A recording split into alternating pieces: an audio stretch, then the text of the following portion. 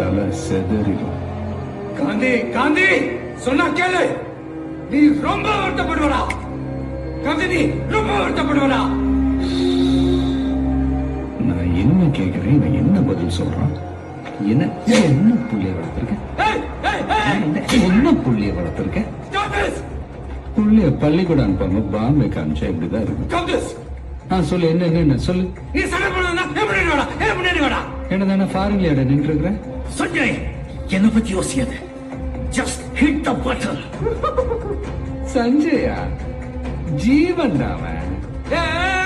நான் சஞ்சய் தான்டா, சஞ்சய். பண்ணு சும்மா விட மாட்டேனா சொல்றானே தவிர வரமாட்டேன்றானே. என்ன பாசெல்லாம் அவ்வளவுதானடா உனக்கு? என்ன